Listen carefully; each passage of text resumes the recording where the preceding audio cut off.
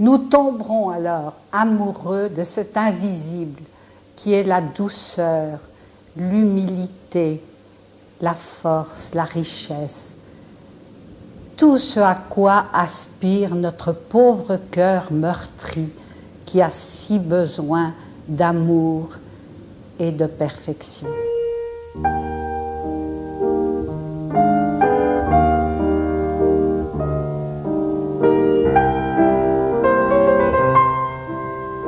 Quand on a des enfants ou un enfant et qui font ou qui fait des bêtises, est-ce qu'il faut lui pardonner? Toujours. Alors ça, c'est aux parents de faire le premier pas. Quand un enfant a fait des bêtises, quand il s'est mis dans son tort, le père ou la mère doit toujours aller au-devant de lui. Jésus-Christ disait qu'il fallait pardonner non pas une fois, non pas 7 fois, mais 77 fois. Ça veut dire que toujours, il faut faire le premier pas.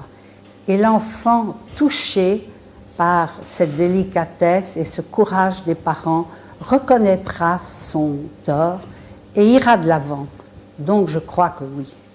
Oui, enfin, c'est pas aussi magique que ça, hein. En général, il n'est touché, mais qu'au bout d'une vingtaine d'années, non? Ah, écoute, il faut savoir attendre le temps nécessaire. Ça a été Parce que là, mon nos cas. amis t'écoutent et ils se disent, elle pousse un peu.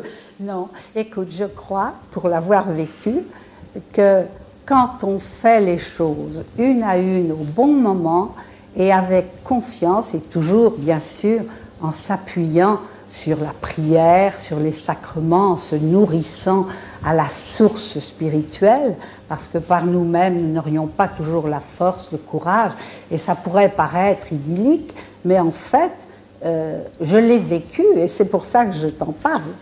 Avec l'enfant, il faut se montrer exigeant, mais il faut se montrer exigeant sur quoi, en fait? Il faut se montrer très exigeant sur les choses les plus importantes, et au contraire, très coulant sur le reste. Ce que j'appelle les choses importantes, évidemment, c'est la foi, l'honnêteté, le courage, le partage, la générosité, le travail, toutes ces valeurs qui sont toujours les mêmes. Et ce que j'appelle le reste, qui n'est pas important, c'est la longueur des cheveux, les pantalons. Ça, c'est rétro, ça. Non, Aujourd'hui, mais... c'est plutôt la techno. S'il met de la techno trop fort dans sa chambre. Bon, la techno, si tu veux. Enfin, tout ça, bon, il faut savoir passer l'éponge. Mais pour les choses importantes, les vrais problèmes, les vraies valeurs, ça, il faut être... Et si tu le surprends à fumer un joint, tu fais quoi? Alors, si je le surprends à fumer un joint... Une fessée. Non, pas une fessée, mais j'essaye de comprendre pourquoi et comment. Si c'est une expérience qu'il fait une fois pour voir ce que c'est, etc., bon. Mais s'il en prend l'habitude, c'est sûr qu'il faut essayer de le convaincre de ne pas le faire, parce qu'on sait où ça va le conduire. Il faut lui dire qu'il ferait mieux de boire de l'alcool. C'est pas évident.